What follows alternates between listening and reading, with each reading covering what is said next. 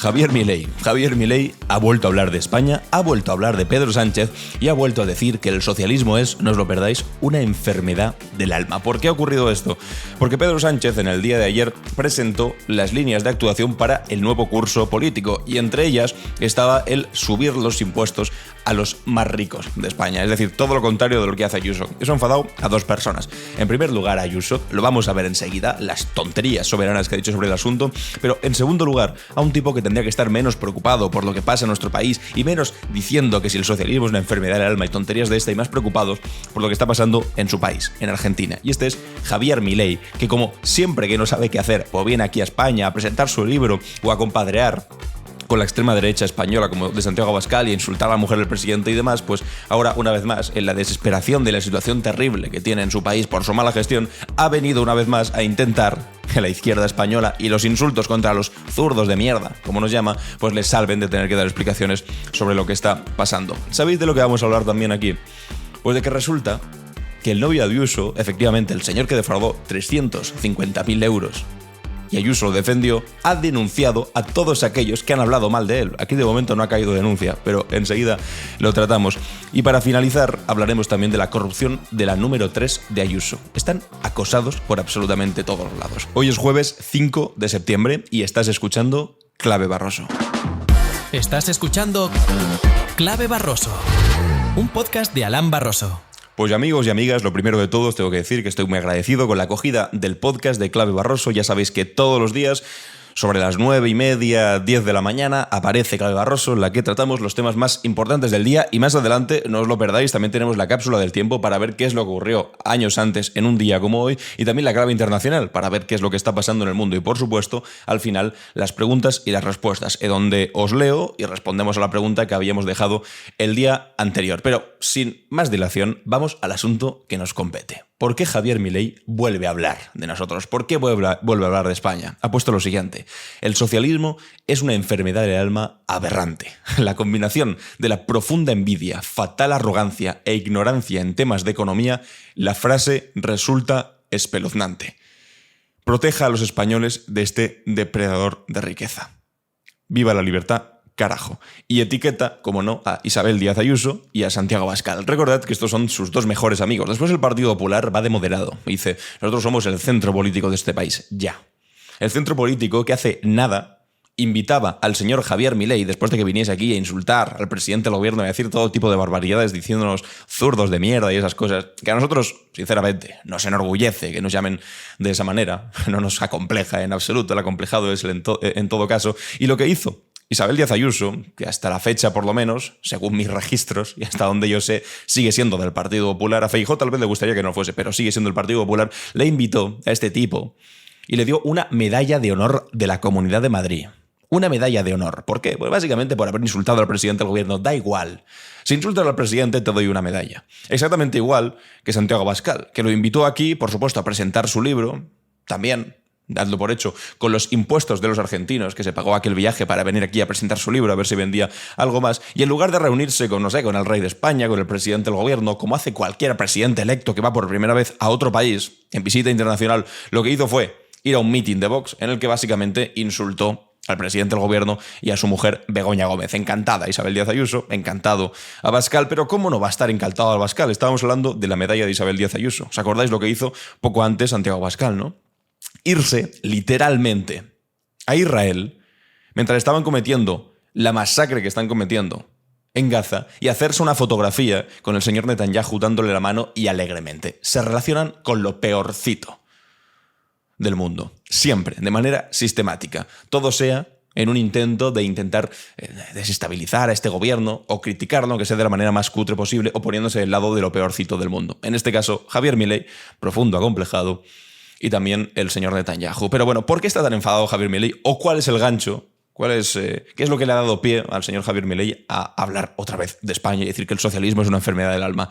Pues el siguiente vídeo, que como os decía, Pedro Sánchez ha abierto su discurso del nuevo curso político, avanzando algunas de las propuestas, y entre ellas estaba esta. Vamos a proponer y poner en marcha nuevas acciones destinadas a acotar privilegios desproporcionados que tienen y de la que se benefician ciertas élites de nuestro país, y vamos a gravar fiscalmente a quienes ya tienen en el banco suficiente dinero para vivir 100 vidas.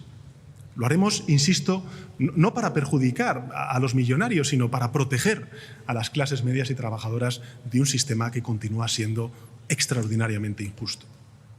Porque independientemente de lo que piensen algunos o algunas, España será un país mejor si tiene más automóviles eléctricos, por cierto, fabricados en España, más autobuses públicos y, por tanto, más transporte público y menos Lamborghinis. Más transporte público y menos Lamborghinis. Es verdad, dos preguntas. ¿Es verdad que hay personas que tienen dinero como para vivir 100 vidas siendo asquerosamente ricas? Sí. Siguiente pregunta. ¿Es verdad que la etapa de mayor progreso en la historia de la humanidad y de mayor crecimiento fue la etapa después a la Segunda Guerra Mundial, en la que en países tan poco sospechosos de ser comunistas o cercanos al socialismo, como por ejemplo los Estados Unidos de América, había tasas impositivas que superaban el 99% a partir de X renta, de determinados cientos de miles de dólares? Le quitaban todo a los que fuesen muy ricos y superasen ese baremo. También es cierto. Y eso, insisto, no pasaba en un sitio donde reinaba el socialismo y resulta que había pobreza del alma o enfermedades del alma, como dice Milei. No, ocurrió en la cuna del capitalismo, pero porque sabían que la mejor forma de crecer era redistribuir la riqueza y que no se quedase simplemente en el bolsillo de unos pocos. Pero de repente aparecen, como siempre, los defensores de los ricos, que no sé qué ganan muy bien haciéndolo, pero lo que está claro que tienes una absoluta miseria moral, intentando además hacer pasar los intereses de la mayoría, que ni de lejos están en la posición de riqueza que tienen esos que pueden vivir, aunque les pusiésemos un impuesto del 80% sobre lo que tienen, con tranquilidad y abundancia, incluso diría opulencia, durante 100 vidas si les diese la gana. Pero bueno, parece que eso les enfada mucho y prefieren más Lamborghinis, que evidentemente solo pueden tener unos muy poquitos, antes que más transporte público y de más calidad. En fin, tampoco sorprende. Lo que sí sorprende, bueno, tampoco sorprende tanto realmente, es que el señor Milei, hablando de las cosas de las que hablan, de España, del socialismo español, que ya le gustaría estar en la situación de España, porque en su país lo que está pasando es esto. Descontrol en la marcha en el Congreso. Otra vez la misma historia, Pablo, ¿eh? Lo mismo, que hace unos días.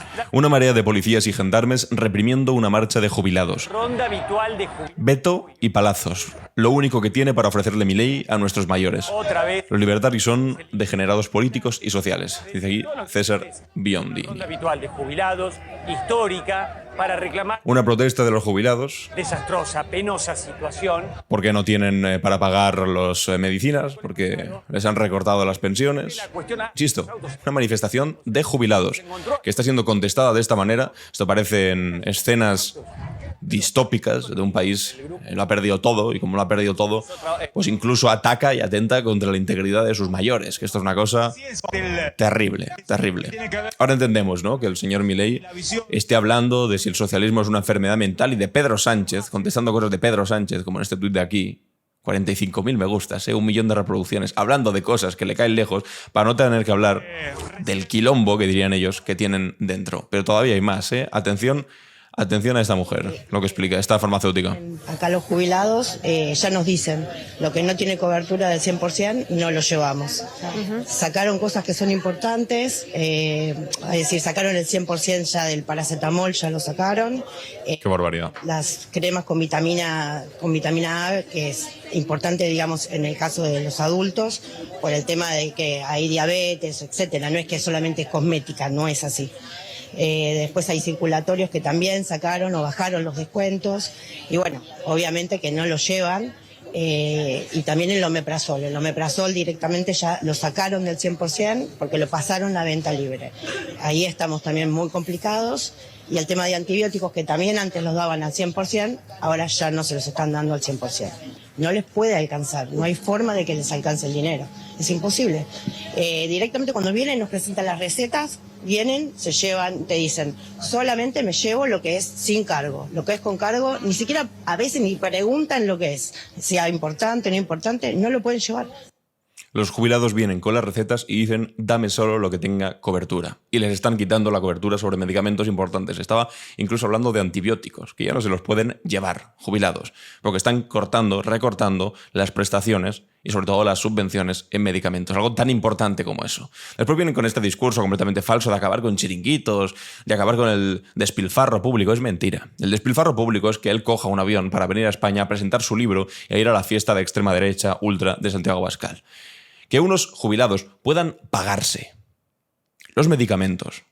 Eso no es despilfarro, y es lo que está recortando y donde está quitando dinero. Y normal que estén enfadados, y ahora entendéis las imágenes que acabamos de ver, pero sobre todo entendéis por qué se pone a decir las cosas que se pone a decir de España, porque no quiere hablar de esto, de lo terrible que está ocurriendo en su país. Si el socialismo es una enfermedad mental, lo que tienes tú, una enfermedad del alma, perdón, lo que tienes tú, Javier Milei, Ya no sé. no sé cómo es, no sé qué es, pero desde luego se parece algo más a una enfermedad de país, más que a una enfermedad del alma, porque no es una cosa tuya en concreto, es una cosa de todos a los que les estás arruinando la vida. Aquí tenemos un vídeo de Isabel Rábago, que es una colaboradora de programas de televisión, que respecto al anuncio de Sánchez y al discurso del nuevo curso político, pues ha dicho lo siguiente. Vamos a comentar algo por encima, no lo vamos a ver entero, pero vamos a comentar simplemente algunas de las afirmaciones que alegremente se han hecho. He cogido a ella porque creo que ilustra bien, o por lo menos resume muchas de las cosas que se están escuchando por parte de la derecha y de la extrema derecha respecto a este discurso. Pedro Sánchez nos acaba de dar un maravilloso speech, bueno, una homilía, ¿no? De estas que hay veces que pierdes el hilo, ¿no? De tanto que se engola. Esto, bueno, o sea, los discursos de Sánchez son homilías, los de Feijóo o Abascal, pues no sé, son alegres algaradas para los patriotas valientes. Claro. Vayamos todos preparando los bolsillos porque nos va a acribillar a impuestos. Normal. Hay que mantener a mucho nini, a mucho inepto, progresista feminista. O sea, la cosa es que nos vayamos preparando todos los bolsillos. Bueno, yo he escuchado una cosa diferente. No sé si alguno de vosotros habéis escuchado lo que dice esta señora. Yo personalmente, cuando hemos escuchado el vídeo, ha dicho claramente a las personas más ricas. Y esta es la trampa que os decía antes, que dicen, no, preparaos los bolsillos todos. No, todos no. Porque cuando se habla de subidas de impuestos, es siempre importante preguntar, sí, ¿subidas de impuestos a quién? Claro, cuando te dicen que te suben el impuesto de patrimonio, no es que suben el impuesto de patrimonio para todos, porque el 98% de personas en España están exentas de pagar un impuesto de patrimonio porque que no tienen prácticamente patrimonio. Y si la primera vivienda está exenta y puedes tener además 2 millones de euros más en patrimonio, hombre, no sé cuánta gente tiene 2 millones de euros en patrimonio. 2 millones de euros. E incluso es un porcentaje pequeño de impuesto respecto a esos 2 millones de euros de patrimonio que tienes. Pero bueno, aquí te intentan vender que todos los españoles tenemos 2 millones de euros en patrimonio y por lo tanto nos van a subir los impuestos absolutamente todos. No, es importante preguntar a quién, para que no nos intenten subir al mismo barco de gente que no tiene nada que ver con nosotros y que nos hagan defender sus intereses, que no tienen nada que ver, insisto, con la realidad social de la mayoría de españoles. Hay que machacar a la clase media española para mantener los privilegios de los que le mantienen a él en Moncloa, de los independentistas catalanes. Por un lado tiene que entrar el dinero que se va a ir a Cataluña directamente. Entonces, para disfrazar. O sea, hemos metido de repente Cataluña, en España se acaba, Puigdemont, los clásicos, hay que machacar a la clase media, cuando nos ha hablado de subir impuestos a la clase media. Pero bueno, lo meten por ahí porque les da la gana y para contentar a los que le mantienen Moncloa, que son los independentistas. ¿Vale? Eso es muy poco progresista, feminista. No, pero vamos a tocar primero los impuestos de aquellos que tienen muchísimo dinero en el banco. Hombre, tiene sentido. Y he dicho, perfecto. Meterá mano a su hermano, incrementado creo que menos de un año su patrimonio en 1,7 millones de euros. Meterá mano a su... Dice, creo.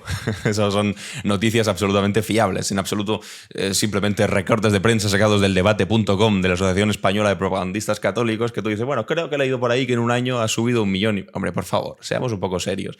Y si decimos ese tipo de cosas, pues decirlo con un poco de conocimiento de causa. En un año ha aumentado. Vale, muy bien. Y en el caso de que fuese cierto, primero tendrías que decir qué delito ha habido ahí concretamente, porque yo en el caso del novio Ayuso, por ejemplo, cuando defrauda 350.000 euros, evidentemente pues se queda en el bolsillo con 350.000 euros, sé decirte, 350.000 euros lo sacó de fraude fiscal. Tú tendrías que saber decir lo mismo del supuesto delito que ha cometido el hermano de Pedro Sánchez, Begoña Gómez y ese tipo de cosas que dicen últimamente. Pero en el caso de que fuese cierto, oye, pues fantástico. Si se suben los impuestos a los ricos, también se les suben los impuestos a todas las personas ricas que estén en su entorno. No hay ningún tipo de incoherencia ahí. Ha sido llegar a Moncloa y, oye, despegó como un cohete su economía. ¿Cómo despegó como un cohete Begoña Gómez? Si seguía trabajando en la Complutense, igual que en el 2011, que el otro día el Partido Popular compartía unos tweets diciendo, ¿veis cómo Begoña Gómez lleva tiempo ya haciendo este tipo de cosas? Es como, sí, desde antes de que Pedro Sánchez fuese presidente. Por lo tanto, no tiene mucho sentido que digáis que ha prosperado un montón.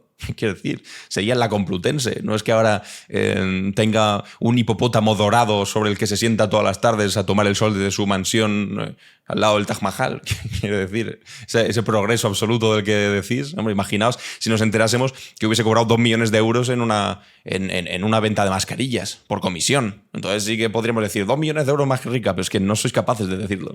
Y su actividad empresarial. Meterá mano, por ejemplo, a José Bono, que tiene un patrimonio multimillonario. Oye, pues si tiene un patrimonio multimillonario José Bono, pues claro, pues si se le suben los impuestos a todos los multimillonarios, pues también a José Bono. Sí, es verdad que tiene muchos millones de euros. En fin, que es este discurso constante en el que intentan hacer pasar tu realidad por la realidad de los ricos como si fuese tu realidad, cuando evidentemente no tiene ningún tipo de similitud. Isabel Díaz Ayuso, evidentemente, pues también se ha enfadado y evidentemente también ha tenido que salir a decir que esto es el robo, no sé qué. Bueno, ha dicho lo siguiente, contestando a un vídeo en el mismo discurso de Pedro Sánchez en el que explicaba que Madrid ha derivado en el último año 1.000 millones de euros públicos a sanidad privada, lo cual es cierto. Y además, añado yo, también le perdonan sistemáticamente cada año a las 20.000 personas más ricas de Madrid, es decir, no a la gente normal, a las 20.000 personas más ricas. Y ahora igual que está pasando en Comunitat Valenciana, que está pasando en Andalucía y en todas las comunidades gobernadas por el Partido Popular, le perdonan un montón de dinero a esos más ricos. Después dicen, no, le bajamos los impuestos a todos. No, le bajáis los impuestos sobre todo a los más ricos. Y las consecuencias de eso pues son que haya menos dinero para financiar servicios públicos. Bueno, pues cuando les dices eso, por ejemplo, que también están becando a familias que ganan hasta 100.000 euros al año para que vayan sus hijos a la educación privada, hasta 100.000 euros al año, ¿eh? Es alucinante. Becas para gente que gana 100.000 euros al año. O también como vemos que el vicepresidente de Ayuso, Enrique Osorio, estaba cobrando un bono social para familias vulnerables y lo justificó diciendo, no, es que soy familia numerosa, entonces me lo merezco. Cuando es la persona que tiene más patrimonio de la Asamblea y cobraba un sueldo de más de 100.000 euros al año. O el número 2, Alfonso Serrano. Enseguida lo vamos a ver también, hablando de la corrupción de la número 3 de Ayuso, el número 2 de la Comunidad de Madrid, del Partido Popular de la Comunidad de Madrid, secretario general del Partido Popular, cobrando también un bono para familias vulnerables, el que cobra un salario de más de 75.000 euros, si no recuerdo mal. Bueno, pues esta señora que hace todo eso enfadada con este discurso diciendo incapaz de hablar nada positivo sobre su gestión, incapaz de hacerlo desde la sede del PSOE, utiliza las instituciones de todos para mintiendo, justificar el robo que planea Madrid y la ruptura del modelo territorial a la medida de sus socios secesionistas. Vamos por parte. Incapaz de hablar nada positivo. Sí, se habla de todo lo positivo. De hecho, Pedro Sánchez habla de bastantes cosas positivas. Lo que pasa es que no les escucháis. O sea, cuando se dice que el paro es más bajo desde el 2007, que hay un récord de afiliados a la Seguridad Social, eso cuando lo decís que es gracias a vosotros, por supuesto, porque gobiernas en la Comunidad de Madrid. O cuando se proponen cosas como el tope al gas, la excepción ibérica, que hizo que la luz fuese más baja en España que el resto de la Unión Europea, y de hecho después lo adoptaron en toda Europa, una regulación del mercado eléctrico que decíais que era socialcomunismo, pues dijisteis que esto era el timo ibérico, en lugar de la excepción ibérica, y que esto era comunismo, etcétera. Bueno, al final lo acabaron aplicando todos y vosotros callaos. Así con absolutamente todo, ¿eh? Nada positivo de su gestión, que sí. Después dice, incapaz de hacerlo desde la sede del PSOE. Hombre, es que, quiero decir, lo hace desde, aquí en este caso creo que estaba en el Instituto Cervantes, porque es un acto de gobierno y es una reivindicación de lo que está haciendo el gobierno. Entonces, ¿cómo lo va a hacer desde la sede del PSOE? En todo caso, desde vuestra sede, por cierto, una sede pagada con dinero en B, una reforma que se pagó con dinero en B y que Pablo Casado prometió que os ibais a ir de ahí y que iban a vender esa sede porque era vergonzoso estar en una sede que había sido pagada con dinero en B. Bueno, pues Feijóo se mantiene ahí y vosotros en todo caso seríais lo que tendríais que hacerlo desde vuestra sede. ¿Por qué? Bueno, por una cosa muy sencilla. Aunque a Feijóo le fastidie, no gobierna y por lo tanto si no gobierna no eres presidente del gobierno y no puedes hablar en calidad de presidente del gobierno. El día en el que Feijóo o Ayuso o quien narices, si en algún momento ocurre, porque son tan torpes que esto es espectacular, consiguen llegar a Moncloa, pues podrán hablar desde un atril como presidente o presidenta del gobierno. Hasta entonces, hombre, pues ellos se tendrán que quedar en su sede del partido político y mientras tanto, pues el presidente del gobierno podrá hacer lo que le corresponde como presidente del gobierno. Y además pone, justificar el robo que planea Madrid. Con esto termino. ¿Qué robo? Ya que aquí el robo que hay es el que le haces tú a las clases bajas y medias de Madrid perdonando los impuestos a los 20.000 madrileños más ricos. A los 20.000 más ricos. ¿Qué está robando? Esos recursos que en lugar de ponerlos los más ricos los tienen que poner la clase media o los más pobres, o en todo caso, cuando se lo perdonas directamente no hay nada que sustituya ese dinero que les has perdonado. Y por lo tanto, ¿quién lo acaba pagando? Pues evidentemente las clases más bajas, que son los que más se tienen que beneficiar de los servicios sociales. Aquí politiqueo.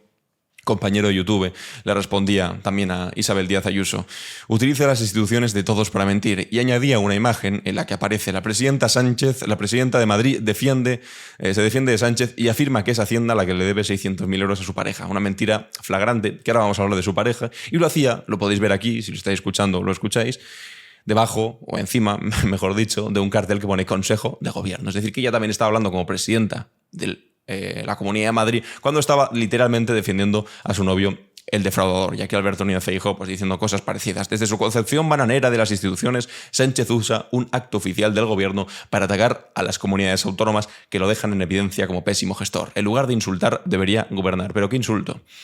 ¿De qué insulto hablas, Alberto Núñez Feijóo? Pero si estamos hablando del partido que dice que te vote chapote. Estamos hablando del partido del me gusta la fruta, que hicisteis camisetas, hicisteis pines, hicisteis hasta tazas con el eslogan de me gusta la fruta. ¿De qué hablas de insultar debería gobernar? Vosotros, en vez de insultar y hacer el bobo, deberíais hacer oposición, como mínimo.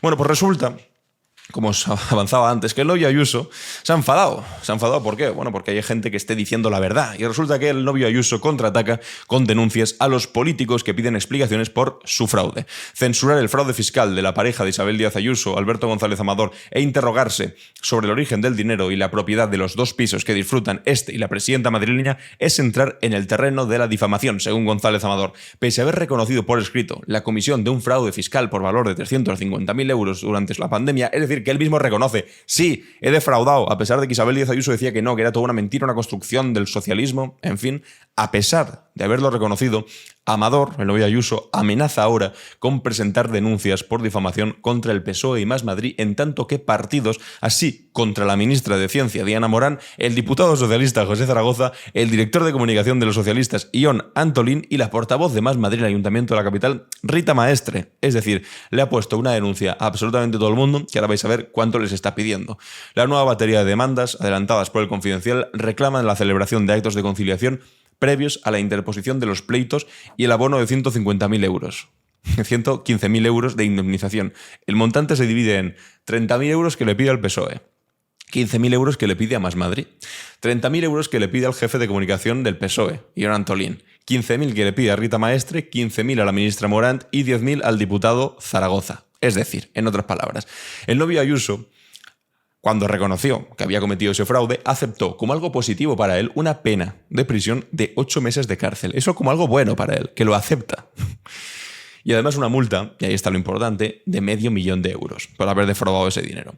¿Qué pasa? Pues que ahora está pasando el cepillo diciendo, pues la verdad que se me complica eso de pagar este dineral ahora mismo. Porque claro, he tenido una reforma, por cierto, ilegal, porque también había denunciado al Ayuntamiento de Madrid, de Almeida, por haber, pues bueno, enseñado documentos que certificaban que la obra que había habido en sus 2 pisos de lujo pues era ilegal. Bueno, pues se le complica lo de pagar y he dicho, pues voy a pasar el cepillo, voy a pedirle 30.000 a uno, 15.000 a otro, 30.000 a otro, en fin. El PSOE y Más Madrid reclamaron antes del verano que la investigación judicial a González Amador por fraude y falsedad documental se ampliase para investigar otros posibles delitos como administración desleal, falsedad contable, delito contable y corrupción en los negocios con el asunto de Quirón. Y aquí Rita Maestre ha contestado sobre la denuncia que el novio Ayuso ha puesto contra mí y Más Madrid, voy a ser muy clara, ni me van a intimidar ni van a conseguir que deje de luchar contra la corrupción del PP que viene de lejos, Gürtel, Púnica, Lezo y que se mantiene a día de hoy. Porque lo único que había hecho Rita Maestre es preguntarle, oiga, ¿de dónde ha sacado el dinero para pagarse la reforma? Ya está. Y por eso se ha enfadado tanto, que claro, una pregunta, los defensores de la libertad de expresión son muy defensores de la libertad de expresión hasta que tienen que responder alguna pregunta, o claro, o la ejercen contra ellos, la libertad de expresión. Entonces, vaya, se vuelven completamente locos.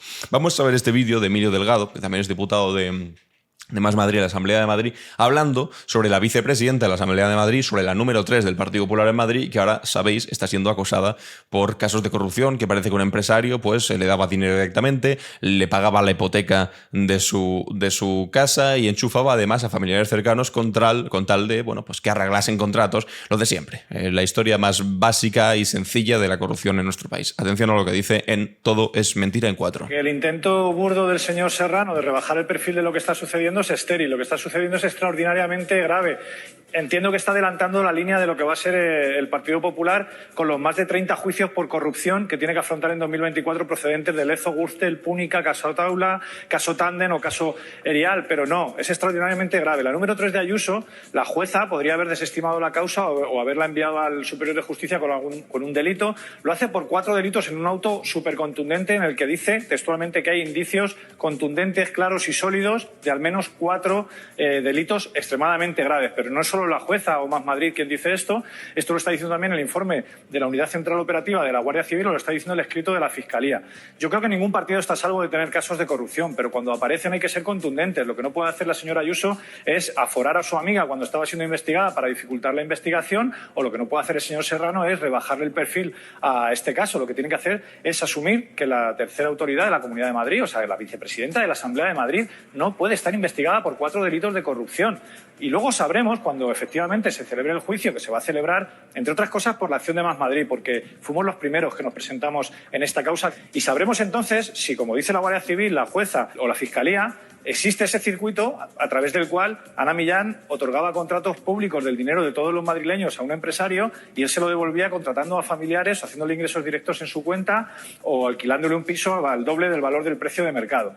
Pero lo que está sucediendo hoy ya requiere medidas políticas y el Partido Popular, en lugar de proteger y amparar este tipo de prácticas, lo que tiene que hacer es cortarlas en seco. No es aceptable ni lo que hizo la señora Ayuso, ni lo que ha hecho Ana Millán, ni lo que estaba haciendo hace unos momentos el señor Serrano. Bueno, ya sabéis que en el Partido Popular, a la hora de afrontar casos de corrupción, lo que hace más bien es protegerse entre ellos.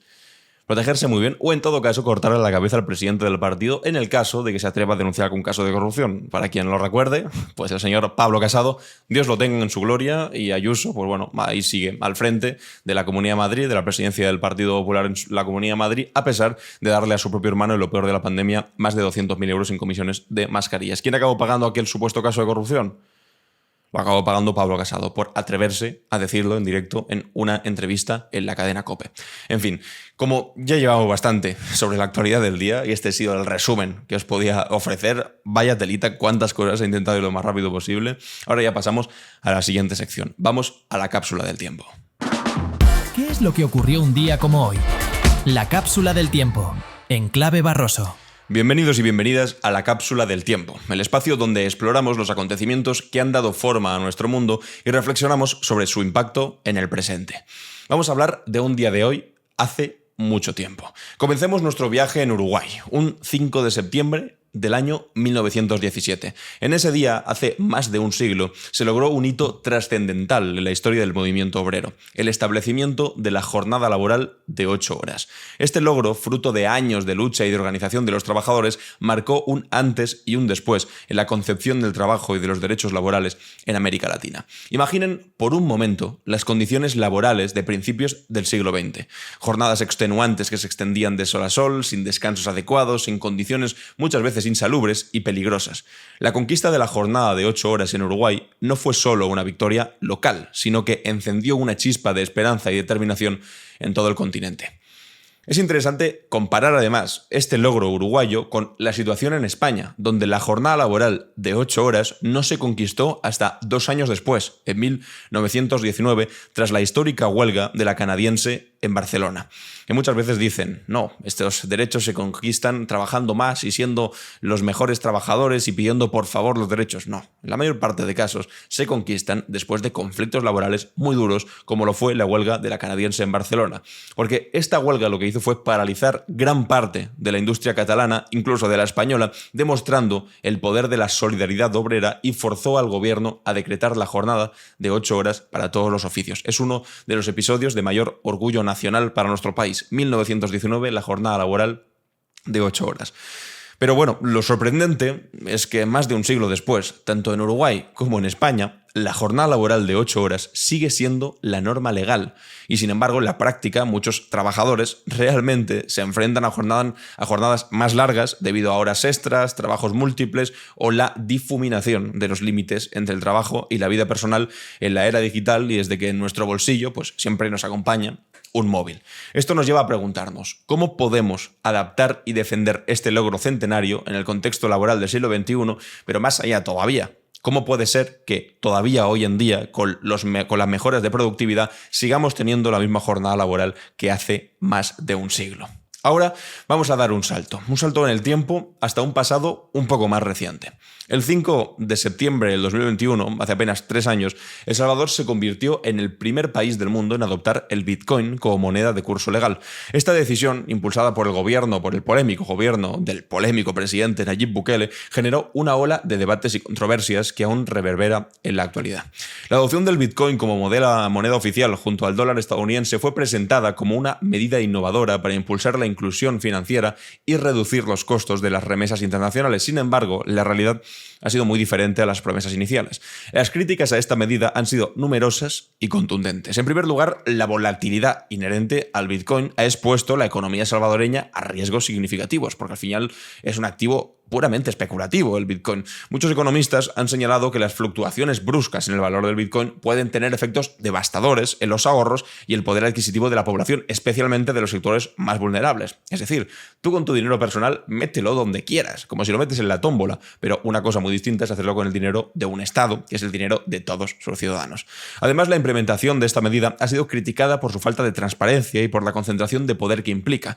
La creación de una billetera electrónica estatal para las transacciones en Bitcoin ha levantado preocupaciones sobre la privacidad y el control de los datos financieros de los ciudadanos. Un informe reciente del Fondo Monetario Internacional ha señalado que la adopción del Bitcoin ha generado riesgos significativos para la estabilidad financiera y la integridad financiera de El Salvador.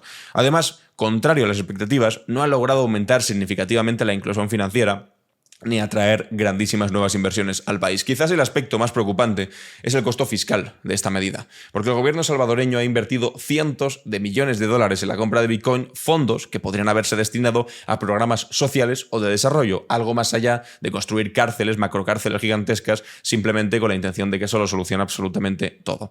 Con la caída del valor de Bitcoin en los últimos años, estas inversiones han resultado en pérdidas significativas para las arcas públicas, que en otro momento igual suben de repente porque esto es un activo especulativo, pero siempre está el riesgo de que esto caiga y no vaya a nada más. Es una cosa poco segura, un experimento. Y este experimento económico, además, nos lleva a reflexionar sobre los riesgos de adoptar tecnologías financieras emergentes sin una adecuada regulación y sin considerar plenamente sus implicaciones sociales y económicas, porque esto no es simplemente un juego. Por último, recordaremos una figura clave, que hasta entonces siempre estábamos hablando simplemente de momentos de la historia, pero vamos a hablar ahora de figuras clave también. En este caso vamos a hablar de Palmiro Togliatti, que fue un líder histórico del Partido Comunista Italiano, fallecido un día como hoy, el 5 de septiembre de 1964. Togliatti fue una figura compleja y a veces controvertida. Jugó un papel crucial en la resistencia antifascista durante la Segunda Guerra Mundial y posteriormente en la reconstrucción democrática de Italia. Su legado más duradero fue quizás su concepción de la vía italiana al socialismo, una estrategia que buscaba una transición pacífica y democrática hacia el socialismo, adaptada a las condiciones específicas de Italia.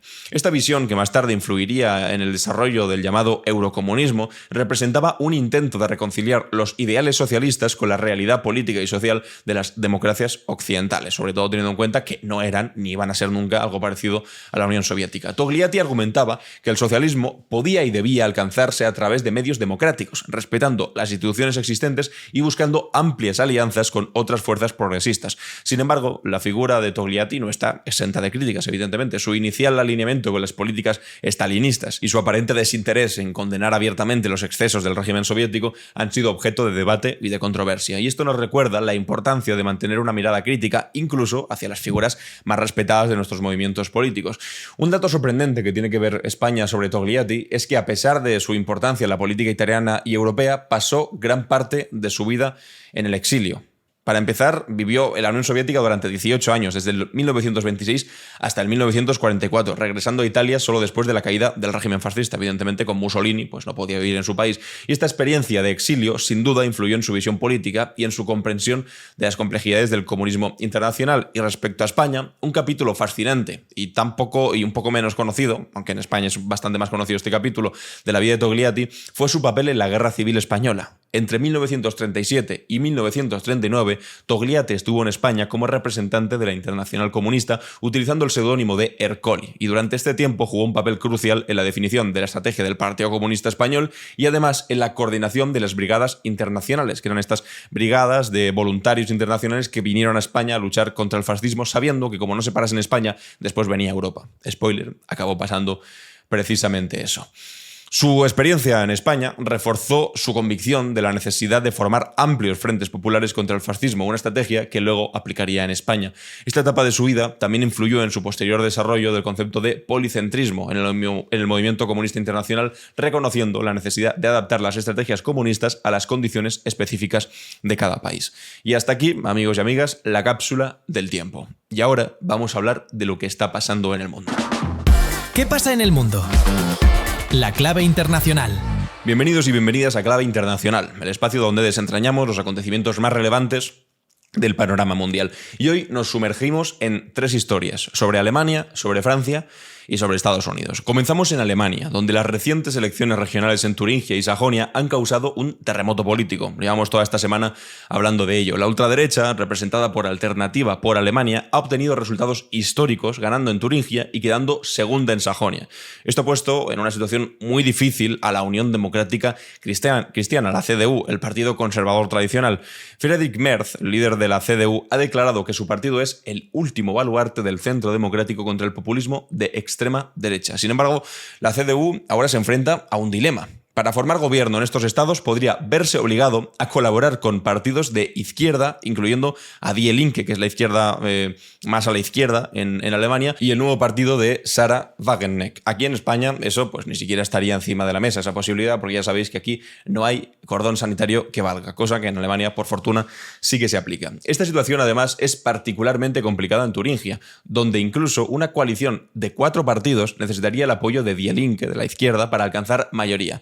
Esto contradice la política de la CDU de no cooperar con Alternativa por Alemania ni con Die Linke, que establecieron en el año 2018. Pero si tienen que elegir entre extrema derecha y extrema izquierda, hombre, pues ellos saben lo que deberían elegir. Pasamos ahora a Francia, donde el dilema es un poco parecido y donde el presidente Emmanuel Macron lleva más de 50 días ya intentando nombrar un nuevo primer ministro después del adelantamiento electoral de las elecciones para la Asamblea Nacional. Esta situación sin precedentes se debe a la fragmentación del Parlamento tras las elecciones de julio, que dejaron 3 bloques irreconciliables. Está el nuevo Frente Popular de Izquierdas, que ganó las elecciones. Están los de Emmanuel Macron y está también Le Pen, que pensaba que iba a quedar primera, pero al final se quedó con el tercer puesto. Lo más sorprendente es que Macron ha llegado, durante estos últimos días, a consultar literalmente a Marine Le Pen, líder del partido de ultraderecha Reagrupamiento Nacional, sobre posibles candidatos a primer ministro. Y Le Pen le ha puesto 3 condiciones para no vetar al candidato que ponga Macron: que el nuevo primer ministro sea respetuoso con su partido, que el gobierno se centre en asuntos corrientes sin proyectos ideológicos y que se implemente una ley electoral proporcional que le beneficiaría. Esta situación refleja el creciente poder de Le Pen y su partido, que fue el más votado en la primera vuelta de las elecciones. En las siguientes ya le costó un poco más, en la segunda vuelta. Le Pen parece estar pensando ya en las elecciones presidenciales del 2027, buscando normalizar su partido y construir una derecha hegemónica. Y sobre todo, lo que es bastante relevante de este asunto es que Macron, con tal de no nombrar a un primer ministro de la izquierda, del nuevo Frente Popular, que insisto, fueron los que ganaron las elecciones, es capaz hasta de tontear con la extrema derecha. Lo que hacen con tal de que no haya un candidato a primer ministro de la izquierda. Es alucinante y eso lo acabará pagando en las urnas. Macron lo acabará pagando en las urnas, esta complacencia con la extrema derecha. En todos los países pasa algo parecido, al fin y al cabo. Bueno, pues terminamos con Estados Unidos, que es a donde nos vamos ahora, donde un trágico tiroteo ha tenido lugar en el Instituto Apalache, en el estado de Georgia. Un adolescente de 14 años, una vez más, como tantas historias así por desgracia que ya ha habido, abrió fuego en un pasillo del instituto, matando a 2 profesores y a 2 alumnos e hiriendo a otras 9 personas. El presidente Joe Biden ya ha emitido un comunicado condenando la violencia y pidiendo un endurecimiento de la legislación sobre las armas. Y ha dicho: lo que debería haber sido una alegre vuelta al colegio en Winter, Georgia, se ha convertido ahora en otro libre recordatorio de cómo la violencia armada sigue destrozando nuestras comunidades. Y la vicepresidenta Kamala Harris también se ha pronunciado calificando el suceso como una tragedia sin sentido detrás de tantas tragedias sin sentido. Harris subrayó además lo inaceptable de que los padres tengan que enviar a sus hijos a la escuela preocupados por si volverán con vida, que es una cosa, bueno, pues, evidentemente no tiene demasiado sentido. Este tiroteo, sobre todo, es más delirante si cabe, porque es el 10º incidente de violencia masiva en los primeros 4 días. En los primeros 4 días de septiembre en Estados Unidos, considerando como tales los que provocan al menos 4 muertos o heridos. Estos 3 eventos de los que hemos hablado en 3 países diferentes, aunque ocurren en diferentes sitios, reflejan realmente desafíos importantes para las democracias occidentales: el auge de la extrema derecha en Europa, la inestabilidad política y también la persistencia de la violencia armada en Estados Unidos, que no cesa nunca y que es un problemón que tendrían que plantearse para estas siguientes elecciones, más allá de si Donald Trump sí o Donald Trump no. Y hasta aquí la clave internacional. Y ahora, como todos los días, vamos a las preguntas y respuestas. ¿Y tú? ¿Qué opinas? En Clave Barroso. Bienvenidos y bienvenidas a ¿Tú qué opinas?, donde planteamos una pregunta, yo leo vuestras respuestas. Y la pregunta que lanzábamos ayer era sobre Brasil y la prohibición de Twitter allí. Y también sobre las palabras de Lula diciéndole a Elon Musk que por muy rico que fuese no íbamos a tolerar sus barbaridades ni sus mentiras. Vamos a leer las respuestas que me habéis dado y después vamos a lanzar la pregunta para el día de mañana. Vamos allá. Dice Sidney Santiago: yo nací en Brasil, hijo de padres gallegos que tuvieron que emigrar allí y me siento reconfortado por la decisión de Lula da Silva de cerrar X. Realmente no ha sido decisión de Lula, ha sido decisión de un juez. O sea, Lula ahí no ha tenido nada que decir. De hecho, ha dicho: yo acaté cuando me metieron en la cárcel, ahora solo faltaría que Elon Musk, simplemente por tener mucho dinero, no la acate. Ya tenemos un precedente donde mirarnos y es la detención del dueño de Telegram por permitir desde su plataforma infinidad de delitos. Creo que es la decisión correcta. Un saludo, un rojo. Otro saludo para ti.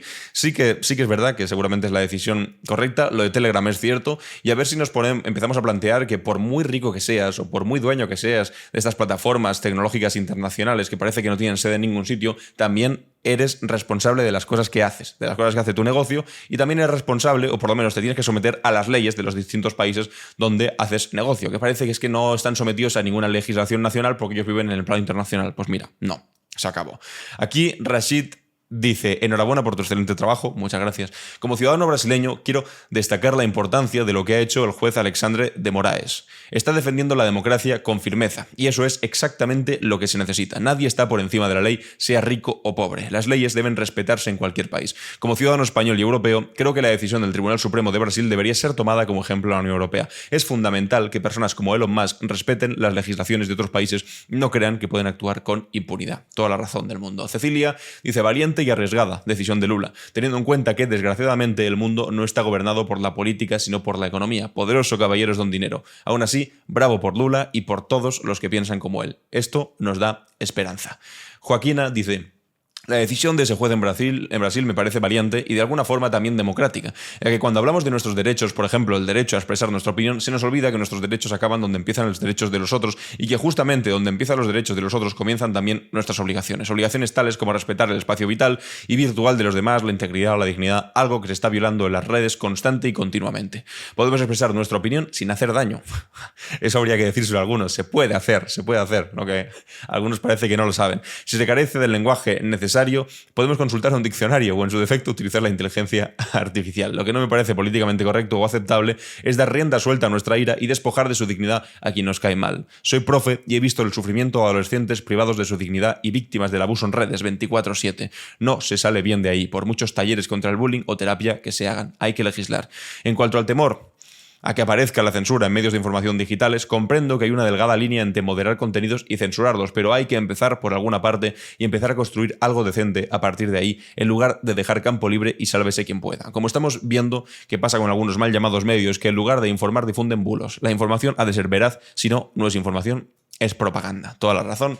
Y aquí Carlos dice: hola Alan, enhorabuena otra vez por tu podcast, muchas gracias. Respecto a tu pregunta sobre el Tribunal Supremo de Brasil y Elon Musk, creo que la lucha contra los multimillonarios pasados de rosca no debe ser penal, sino a través de iniciativas económicas públicas e incluso de colaboración público-privada que contrarresten la influencia de estos flipaos en beneficio de empresarios más pegados a la realidad social, aquellos que realmente hacen funcionar la economía porque son estadísticamente los que conforman la mayoría del tejido económico. Al menos aquí en España, gracias, y sigue así.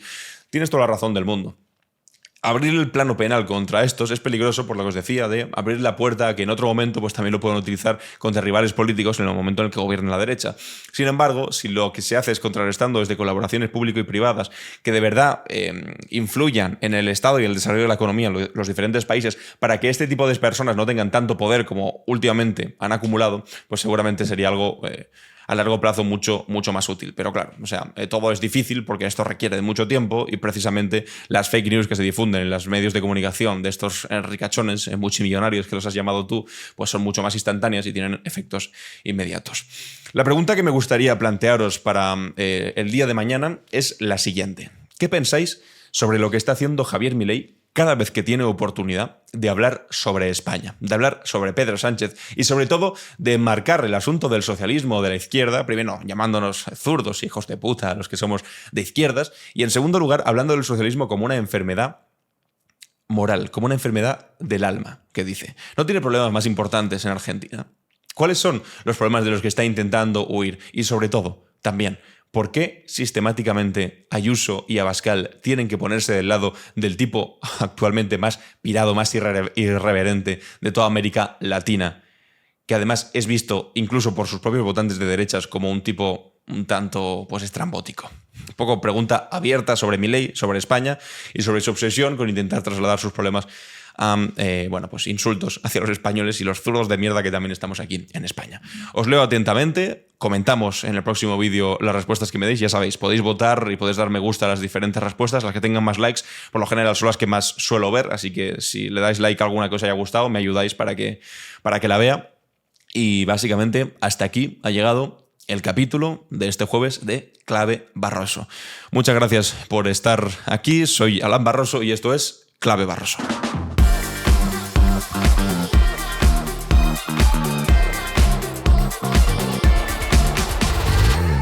En Clave Barroso.